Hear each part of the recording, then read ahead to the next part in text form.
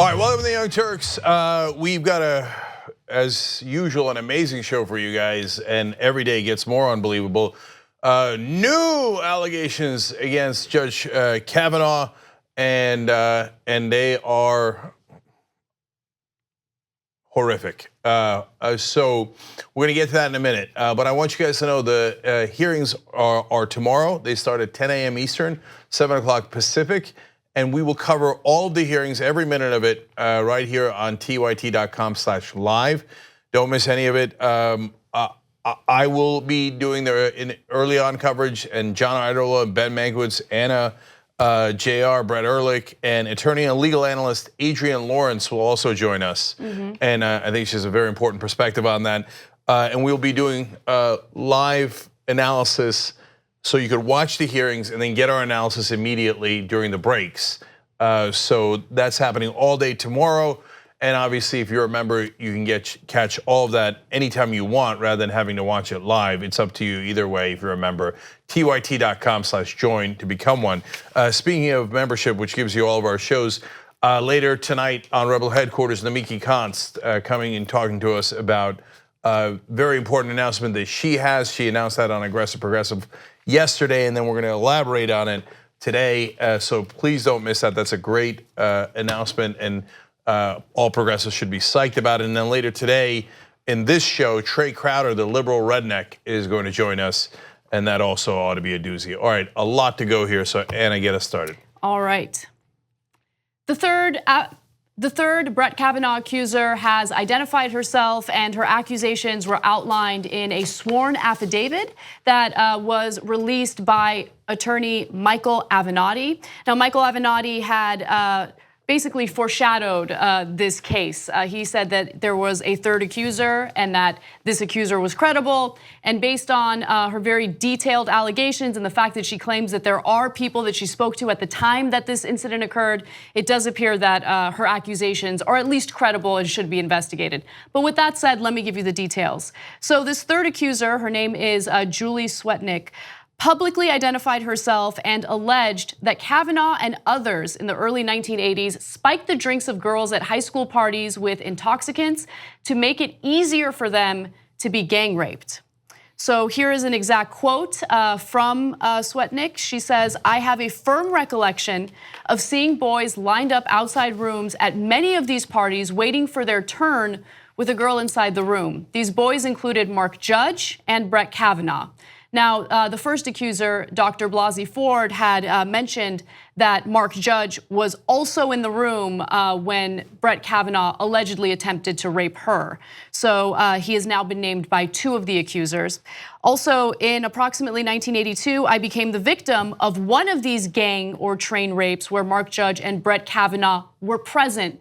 Now, the wording there is incredibly important because she never specifies specifically that they participated in the alleged gang rape. She says that they were present. So I think that it's important for her to clear this up, and hopefully she'll have an opportunity to testify about these allegations as well. She also says, during the incident, I was incapacitated without my consent and unable to fight off the boys raping me. I believe I was drugged with Quaaludes or something similar placed in what I was drinking. Also, she says, shortly after the incident, I shared what had transpired with at least two other people. Okay, so these are heavy charges, as heavy as it gets. And so now what Anna has been emphasizing throughout the week becomes an inescapable conclusion. How could you not have the FBI investigate? Now, again, it's for an expanded background check that they have done in similar occasions before, as they did in the Clarence Thomas, Anita Hill situation. Because at this point, if these allegations are false, that is, if she made it up, as a lot of Republicans are charging now, it is the worst smear job that we've seen maybe ever. So if I'm Kavanaugh, we're not gonna investigate this outrageous charge, and we're just gonna let it stand, and then I'm gonna go on the court because you guys are gonna rush a vote, and then from then on, everybody's gonna think that I'm part of, that I'm a rapist, attempted rapist, gang rapist, etc. So you've got to clear his name if he didn't do it.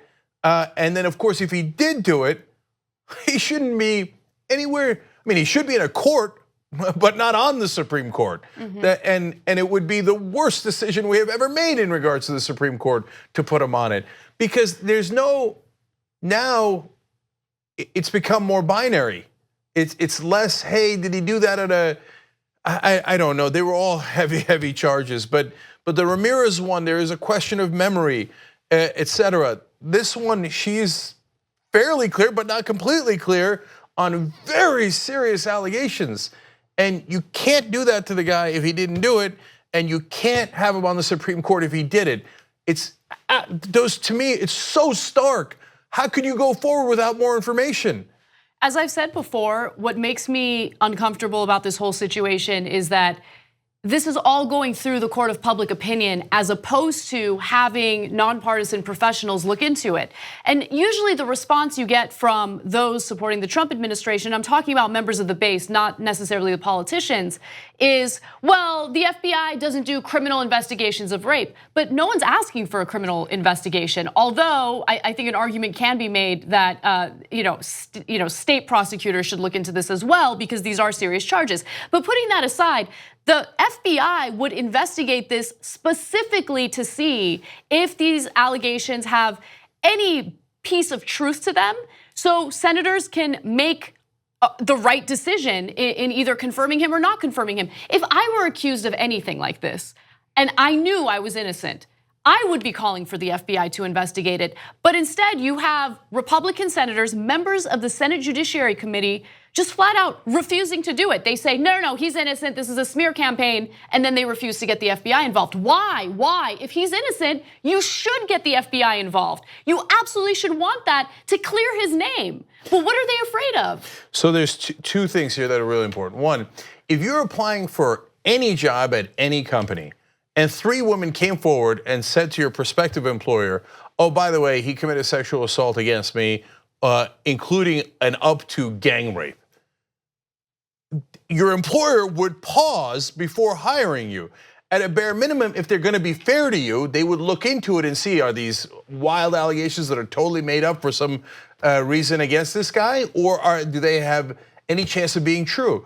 What any rational employer wouldn't do is, don't worry about it. Who cares about rape allegations? Don't worry about it, let's just hire the guy. And maybe later it'll be a gigantic legal liability, but who cares? No employer in the country would do that, except for what? One of the most important jobs in the country, to put a lifetime appointment on the Supreme Court. It is now an argument you cannot make that we should rush one of the most important jobs with less checks than you would get if you were applying for a job at the local Walmart, okay? So, and then secondarily, if you're asking, well, guys, the FBI thing's gonna delay it, we're past that. There's too many allegations. Are you really that concerned about the politics of this? Like, is a political win more important than ensuring that the newest Supreme Court justice is not possibly a rapist? I mean, come on. Okay, but if you're asking, but guys, what could the FBI possibly find out? A lot. So they're not going to have a conclusion. The FBI does not convict anyone, and this is a background check. It's not even presenting evidence in a trial. It's presenting evidence to people making the employment decision. So what are the things that they could find out? Hey, Ms. Swetnick, who were the other people at the party? Who was, I mean, you are alleging a gang rape of yourself here. It's a super important charge. Do you have any idea who was involved? You say he is present. What does present mean? Was he at the party? Was he in line? Do you know if he participated? Those are really relevant questions. Can you name a single other person at the party? Then you go and see if they can corroborate. Was there such a party? Was she at it? Was Kavanaugh at it? Did anyone else know about spiking the drinks? Those are, how do you make a decision without knowing those? Either way, I don't know how you could possibly know for sure, which unfortunately, by the way, yes, both sides are doing it. So the Republicans are absolutely sure he didn't do it. How, I don't know. And yes, there are people on the left who say, I believe them, period. And I get why they say that, But I don't think that's how this process works. Well, but to be fair to the Democratic senators, they might say, I believe her, but they're specifically calling for an FBI investigation. Now, after the third accuser came forward, and since these accusations are so hideous, some of them have called for the withdrawal of Kavanaugh as a Supreme Court nominee, but they are still emphasizing the importance of at least doing an investigation to figure out what's at the bottom of this, what's the truth, let's figure this thing out. Also, I want to give you a little bit of background on Julie Swetnick as well, so you kind of get a sense of who she is.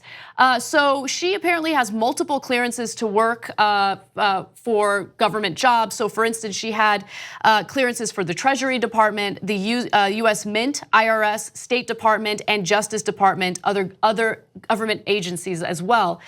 And I don't know why someone would put their face out there with false accusations, given how incredibly cruel, Trump supporters and Senate judiciary members, particularly Republicans, have been toward women who have come forward. And by the way, one other thing, just to give you another piece of examples or another piece of evidence proving that they've been cruel. After these allegations came up, Donald Trump just didn't care. And first issued a tweet, so I want to go to Graphic 9 and share that tweet with you. He says, Avenatti is a third-rate lawyer who is good at making false accusations like he did on me and like he is doing on Judge Brett Kavanaugh. So let's stop for a second. Avenatti did not make false accusations against Trump. Trump's own fix-it lawyer, former fix-it lawyer, Michael Cohen, admitted that he paid Stormy Daniels off after it was requested by Donald Trump. So where did he lie? That's the very last thing I would say if I was Donald Trump, because the charges against you that Avenatti talked about have proven to be 100% right. There's no one outside of you in the country claiming that you didn't sleep with Stormy Daniels. And now you even admit that you paid her hush money, but you claim it was because, what? You felt like paying her hush money on things you didn't do?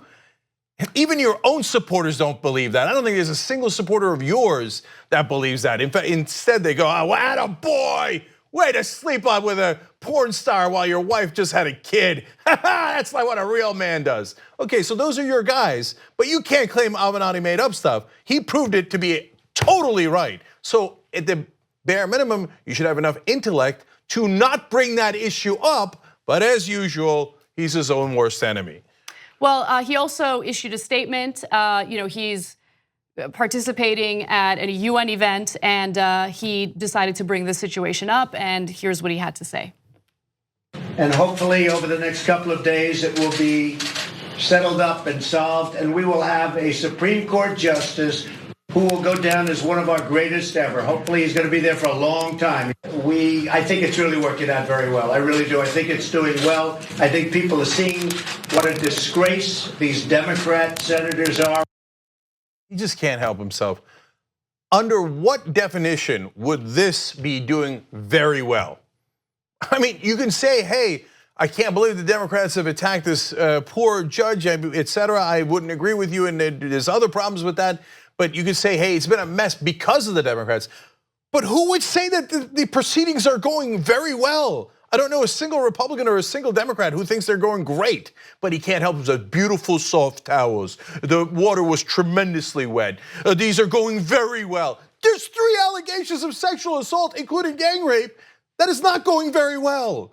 Well, what I'm always curious about is there a line that Donald Trump can cross with his supporters? Especially the women who voted for him and the women who continue to support him. And we came across a few interviews that really stood out to us. And the next video shows Trump supporters, women who don't really think these sexual assault allegations are that big of a deal. Groping a woman, which is, what is that, at 18? I mean, how many guys think that's no big deal? Even back then, it was, it's not a big deal. It doesn't just take away from his character and his job to do what he needs to do as a Supreme Court nominee. If he was pro-abortion, the liberals wouldn't be fighting this hard. We're all sick and tired of hearing about the Kavanaugh thing because it's not supported by any facts or evidence whatsoever. Dr. Blasey Ford, who was the first accuser, alleged that the sexual assault took place when she was 15 years old. So it's not a big deal if a 15-year-old is groped by someone. So look, I keep trying to, I don't know why, in an attempt to be overly fair, telling conservatives an acceptable way to say things. For example, she could have said, hey, that stuff is terrible. I wouldn't want that happening to my daughters. But it did happen with some regularity back in the day, and I'm glad it doesn't anymore. But we can't go back in time and judge the people within that context. That would be an intelligent way of responding to that if you wanted to defend them, which I do not, but she does, okay? So instead, she's like, what's the big deal? It's just groping. God, you got young daughters right there. Don't put that message out. But I actually want to touch on that a little bit because she does have daughters, and one of the talking points that you hear over and over again is, well, why is this coming up now? Why don't sexual assault victims come out and report it immediately?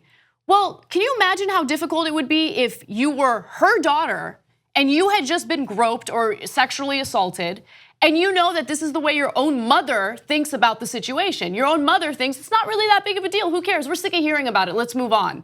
I know I wouldn't feel comfortable going to my parents or talking to my mother if this is the way she genuinely feels about sexual assault. Like, the country doesn't take it seriously. We just don't.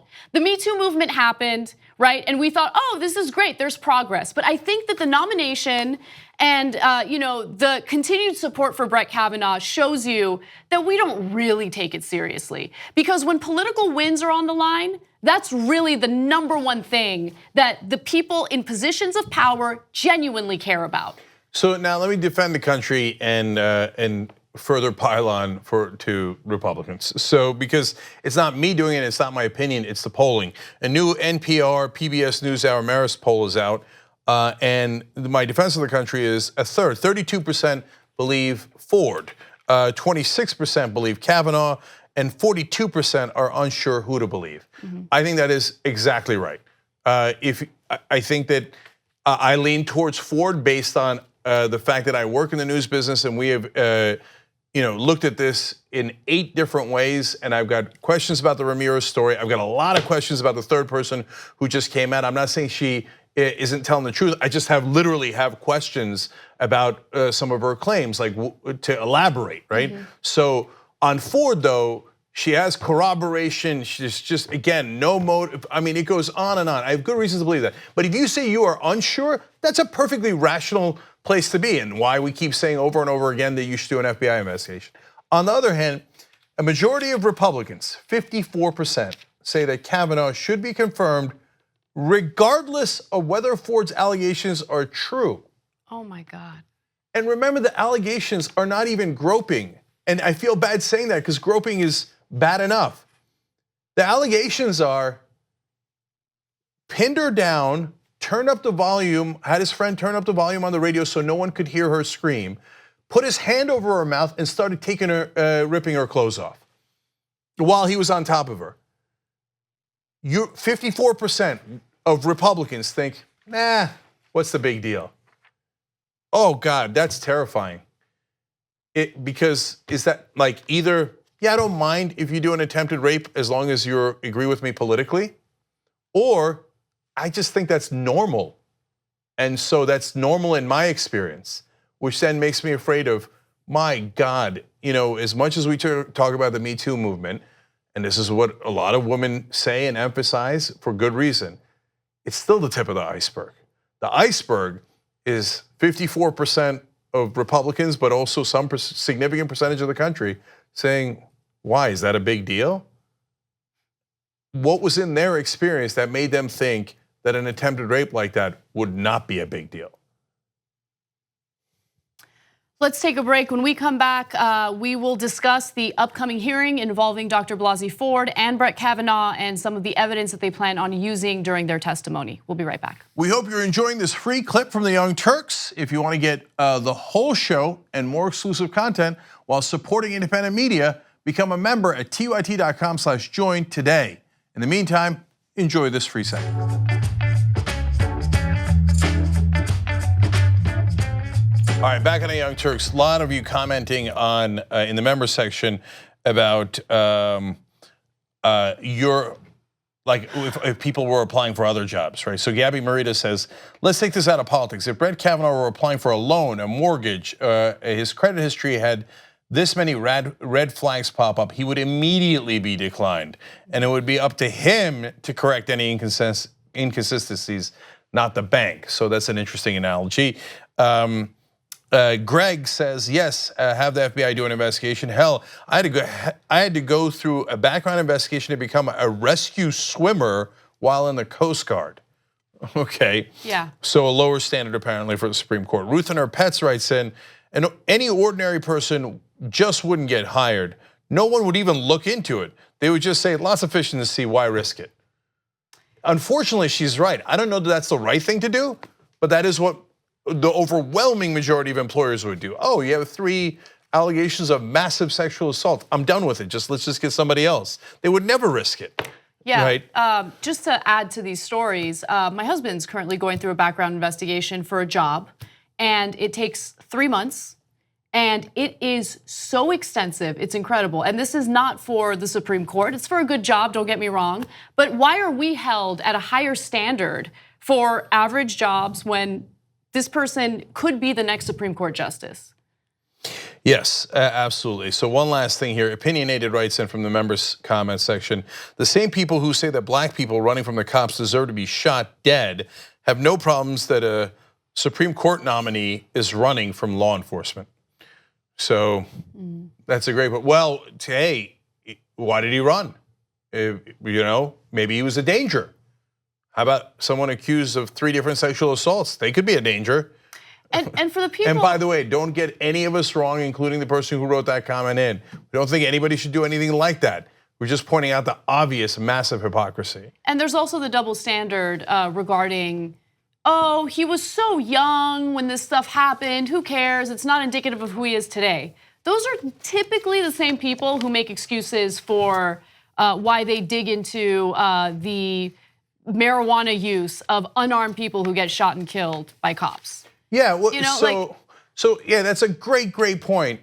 Judge Kavanaugh, he was young, and what difference does it make? Trayvon Martin, well, he did smoke marijuana in junior high. And of course, Trayvon was murdered. He was killed, he's dead. He was also wearing a hoodie, don't forget that. Yes, whereas Kavanaugh, how dare you look into his background at all? He's up for one of the most important positions in the world. That makes no goddamn sense at all. Anyway, thank you members for writing in with great comments. tyt.com/join to become a member. What's next, Anna? All right. The Senate Judiciary Committee will be holding a hearing tomorrow involving both Dr. Blasey Ford and Brett Kavanaugh. And of course, this hearing is to hear their testimony regarding sexual assault allegations, attempted rape allegations. Now, at the moment, it's unclear whether or not the second accuser, Debbie Ramirez, or the third accuser will be involved in this hearing. But what we do know, or at least what we've had some hints about, are the various pieces of evidence that they plan to bring to the table for this hearing. So first, there's Brett Kavanaugh's 1982 calendar. That's right, he kept his 1982 calendar, which is kind of amazing. When I first read the headline about this, I'm just gonna be honest, I thought there's no way that this calendar is authentic. Who keeps their calendar from 1982? But it does look authentic, to be fair.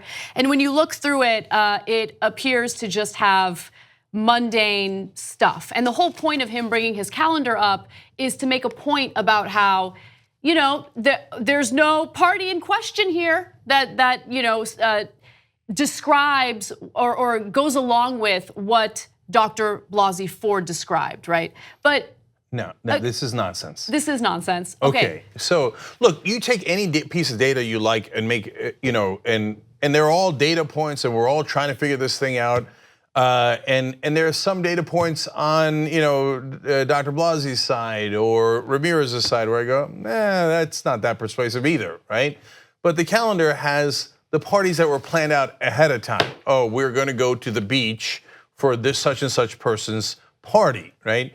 It doesn't have every single party in the middle of the summer that people threw impromptu, and oftentimes when the parents weren't present because they were going to drink illegally. Okay, the seniors might have been legal, but everybody else would have been drinking illegally at the time. That's not the one you write down in your calendar that your parents can see. You write, hey, I'm going to Nikki's birthday party. You don't write, I'm going to John's party that you guys don't know about, where we're at a bare minimum going to drink very, very heavily. Right. Okay. Right. So I agree that piece of evidence is pretty weak. It's very likely that he wouldn't have put the date of that party down on the calendar.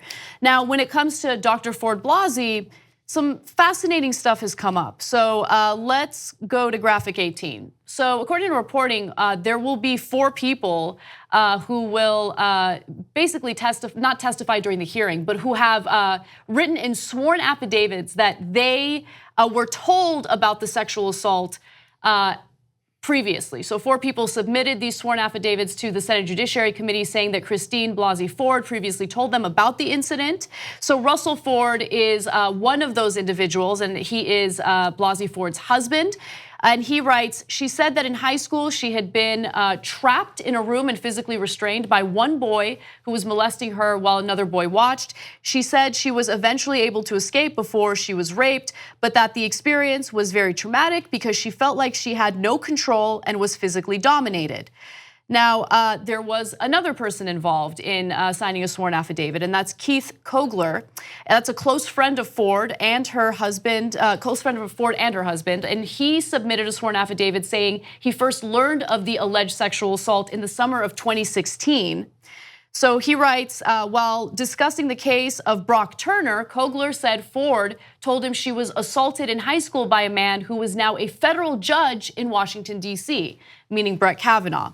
On June 29th, Kogler said Ford sent him an email saying the person who assaulted her in high school was the president's, quote, favorite for SCOTUS. And then he writes back to her, by the way, this is all via email, which is important, okay? So he writes back to her and says, I remember you telling me about him, but don't remember his name. Do you mind telling me so I can read about him? And she writes back, Brett Kavanaugh. There's another person, Rebecca White, a friend of Ford's who is also her neighbor. And she said that Ford first told her about the alleged assault in 2017 after she read a social media post White wrote detailing her own experience with sexual assault. So let's pause for a second. The timing's interesting there because remember, 2017, I think that's when the Me Too movement began. People started talking about their experiences, if I'm not mistaken. So that's probably why there was a social media post. And then here's what Rebecca White wrote. I was walking my dog and Christine was outside of her house. I stopped to speak with her. She then told me that when she was a young teen, she had been sexually assaulted by an older teen. I remember her telling or saying that her assailant was now a federal judge. And then there's one other person, but do you want to jump in before I get to the fourth? Yeah, so these are varying degrees of credibility. The one, I want no reason to disbelieve any of them or Ford in this situation. It doesn't mean that Kavanaugh doesn't have a different recollection, et cetera, but when she writes after he is being considered for the Supreme Court, not after he was picked, but while he was being considered, if you're a Republican, you might say, well, at that point, she knows he might go on the Supreme Court, and that's why she might be talking about Kavanaugh. But remember, these go further back. So the ones that are in 2012, 2013, even 2016, et cetera, where she has no idea that he's going to be nominated for the Supreme Court and talks about this person who had done this to her, has more and more credibility. And then I would ask you, if you're skeptical, why do you think she was doing that about at that point, a random judge that she had no reason to believe would be nominated to the Supreme Court? That she just decided to pick a name out of a hat and go, that federal judge that I used to know, I'm going to start making things up about him in the year 2012. That would seem awfully strange. Well, the fourth person talks about being informed about Dr. Ford's sexual assault in 2013. So let me give you the details on that. Another longtime friend of Ford's, Adela Gildo-Mazan, submitted an affidavit saying that Ford told her about the alleged assault in June of 2013 at a restaurant in Mountain View, California. In fact, she says she has a receipt from the restaurant for that day. So listen, again, that's a detail that I don't find to be relevant. That she has a receipt from the restaurant. What does that mean? It doesn't mean anything. Okay, so they went to a restaurant. It's at least corroborating evidence that they communicated that day. It doesn't necessarily prove what they were discussing, but it doesn't even prove that it was her at the restaurant. So anyway, if she used her credit card to pay, it could be proof. No, it proves that the person signing the affidavit was at the restaurant. In the receipt, it doesn't say you had lunch with this other person and I will name her. Okay, but when you're paying with your credit card for the meal, it says your name. It says the name of the person's, credit card. The name that's on the credit card. All right, it's totally irrelevant. Yeah. Okay, totally irrelevant. Focus on what is important. Okay, so look, we've now seen enough evidence that I think Kavanaugh has only one out, and Dr. Blasey vigorously disputes it. But she's not making this stuff up. She didn't make it up in 2013. She didn't make it up in 2012. You don't pick a random person out of thin air and start telling people you know and your therapist and your husband and your friends about this traumatic incident and it's this guy. What, just in case? Are there people all across the country now making up things about somebody who might get appointed in the year 2023? No, that's preposterous, right? So she clearly believes that this happened. She is genuine. It's not a political hatchet job. I'm not talking about the other two, and they have different fact patterns. We're just talking about Christine Blasey Ford, okay?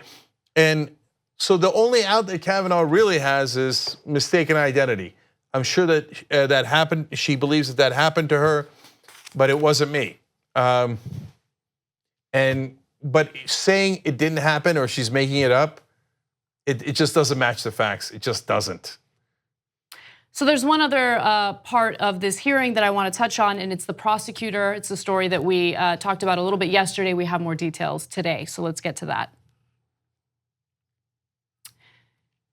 Senate Republicans in the Judiciary Committee had made it clear that they're planning on hiring a prosecutor, likely a female prosecutor, in order to ask questions of Dr. Blasey Ford during the hearing. And there was some concern about who this individual would be. Senate Democrats were especially concerned because there was a lot of secrecy and a lack of transparency surrounding this person. It's also very unprecedented to get a professional prosecutor involved in these types of proceedings. And so since the Senate Judiciary Committee consists of Republican men and Republican men only on the Republican side. Of course, there are Democrats on the Democratic, women on the Democratic side. They say, hey, you know what? We just don't want to seem, insensitive, so we're going to have a woman ask the questions. That is the argument that they're making. But here's what we know about her. She's a sex crimes prosecutor from Arizona. Her name is Rachel Mitchell, and she will ask Ford questions on behalf of Republicans at Thursday's hearing. Mitchell is on leave as chief of the Special Victims Division in Maricopa County's County Attorney's Office and has decades of experience as a prosecutor. She also identifies as a Republican, which I guess is fine, but I think it also makes it clear that they are planning on going after her. I mean, that's the fact that they're being secretive about all of this, the fact that they're, all of a sudden changing the terms of the hearing, which is something that Democrats have been complaining about. Why are they doing all of this? The fact that they're refusing to get an FBI investigation involved to get to the bottom of the truth. I'm happy that Dr. Blasey Ford is testifying, but I also hope that she knows, and I hope everyone knows, that it doesn't appear to be a fair hearing as it stands right now. So the only part I object to, well, I object to two parts, and very significantly so, is them claiming that this is somehow a neutral person. No, she is a lifelong Republican who is going to question people on your behalf. She's going to question Dr. Blasey and presumably Kavanaugh, but I'm not even clear about that, on behalf of Republican senators. So that's okay, that's fine. You could, but just say it. Don't pretend like, oh, we found this neutral person out of nowhere who's just going to do these just because she's an expert. Just because, no. And it doesn't mean she's a lifelong Republican hack or donor, et cetera. In some like Kavanaugh, for example, is a political apparatchik. So when people like Chuck Todd say, was he being a partisan warrior by going on Fox News? Hey, snap out of it. The guy worked under Karl Rove. he worked as a political apparatchik his whole life. Kavanaugh is not neutral. He was picked because he's one of the least neutral people in the country. He's one of the most right-wing zealots in the country. So why are we pretending, right? So, but when they say, hey, Blasey Ford gave money to a Democrat once, I say don't hold it against her as that she's some sort of apparatchik like Kavanaugh. Equally here, the prosecutor gave money to a Republican once, but it was a normal donation. It wasn't like a Bloomberg or Koch brothers kind of donation. She's not an apparatchik. She appears to be a career prosecutor. Now, she's a career prosecutor in Maricopa County, worked with Sheriff Joe, presumably for a long, long time, and didn't seem to object to that. But one thing is absolutely clear. Republicans picked her to represent them because she is a Republican and on one side, not because she's neutral. So Republicans in the Senate Judiciary Committee keep arguing that they don't need to get the FBI involved because this isn't a criminal investigation and the FBI doesn't do criminal investigations, even though, as we've said a billion times, the FBI would be doing a more extensive background check, not a criminal investigation. But then simultaneously, they're turning this hearing into basically a criminal trial, right? Because they're getting this prosecutor involved to carry out their line of questioning.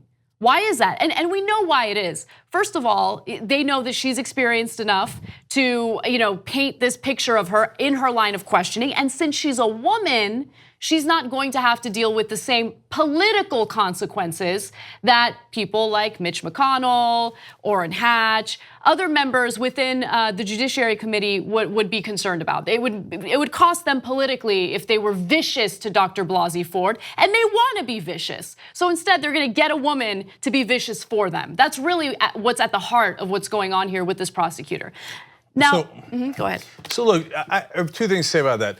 On the one hand, don't get me wrong, at some point they gotta ask her, hey, what happened? And they gotta ask about some of the details. So it's one thing to ask probing questions about that day because they don't have a choice. It's another thing to then to go further and say, all right, who else did you date and what kind of woman were you at the age of 15? Now, if they go in that direction, I think that's wrong, whether the senators do it or the prosecutor does it. But don't get me wrong, they gotta find out what happened that day to the best of their ability. Now, on the other hand, it is incredible political cowardice on the part of the Republican senators to basically hide behind Rachel Mitchell's skirt and say, hey man, it's not me, it's not me. I got a woman to do it, so it's okay, I'm not guilty. No, just at least have the courage to represent yourself. They didn't elect her, they elected you to represent them. So, but they don't have that kind of courage, so they're gonna hide behind her. Well, before they grow some courage or develop some courage, they might wanna learn Mitchell's name, especially when they're gonna do press conferences and interviews. So here's Mitch McConnell discussing this prosecutor and also giving her a different title during the conference. Take a look. You don't have women making decisions about Judge Kavanaugh. What message does that send to the American people? We're looking for the truth here. I don't think because you happen to be a male, you're disqualified from listening to the evidence, and making a decision based upon the evidence. As I said earlier, and I think you already know, we have hired a female assistant to go on staff and to ask these questions in a respectful and professional way. Female assistant, she's a prosecutor. Okay, so there's that, but I wanna. So look, a lot of people are outraged by that. I don't know, I'll speak for myself. I'm not as outraged. It's just, it does speak to a frame of mind, right? We've hired a female. We know, you already said her name, everybody knows. But it's okay, we're female, right? And she's now an assistant. Just call her a career, but you know why, my guess as to why he paused, you notice him pause there and went with assistant, which sounds a little degrading to some people, right? I'm not as, well, no, it's annoying, okay? But I think that he didn't want to call her a prosecutor because they hired a prosecutor to go after her. So I think that's why he was like, female assistant. Yeah, I'm not outraged. In the context of what's going on right now, that is the least outrageous thing that's happening. Agreed. Okay. Agreed. So then you have Senator John Kennedy, who can't even remember the prosecutor's name during an interview.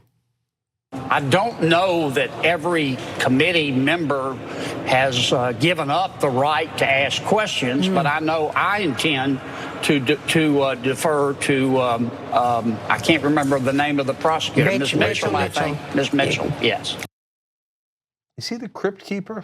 Is that who that is? Okay, so look, to be fair to John Kennedy, he did once grill a Trump judicial appointee in a terrific way. So I don't care. That's a separate thing. He remembered his talking points during that interview. He remembered them real well. Look, and again, in the context of what's going on, these are the least outrageous things that these Republican senators are doing. But with that said, understand what they're doing, understand what their motivations are. They're not getting a woman involved because they want to be sensitive to the assault victim here, alleged assault victim. They're doing it because they want to hide behind her skirt and they don't want to lose political points by doing what they really want to do, which is hounding her, smearing her, probably asking her questions that are degrading. Look, the hearing's gonna happen tomorrow. This is my speculation as to what's gonna happen during the hearing, but I would love to take a bet and prove that my speculation is gonna be right. by the way, we'll be covering the hearings, tyt.com/live. You'll get to watch all the hearings and our analysis live on it throughout the day tomorrow. One last thing on this, the Anita Hill hearings were in 91, 27 years ago. At the time, every single person on the committee was a white male, and Mitch McConnell's right. Just because you're a white male doesn't disqualify you from having opinions on this issue. But what would also be helpful to the American people, having a variety of perspectives, especially a woman's perspective in a situation like this. Not exclusively, but it would be nice to have some women in the room to ask questions as well. So will the Democrats have accomplished their end of it to some degree? There will be 4 Democratic senators who are women who will be participating because they're the ones on the Judiciary Committee: Feinstein, Kamala Harris, Hirono from Hawaii, and Amy Klobuchar from Minnesota. The Republicans, all 11, are still white males. But no, that's at this point, I suppose, unsurprising because that is the great majority of their voters. But this is the stunning fact. In the 202-year history of the Judiciary Committee in the United States Senate, the Republicans have never put a woman on that committee. Never, not once. There's 11 people on the committee and they rotate. And through 202 years, they just couldn't find a way to put a woman on a Judiciary Committee. Let's take a break. When we come back, Tomi Lahren will share her stupidity with us once again in regard to these allegations.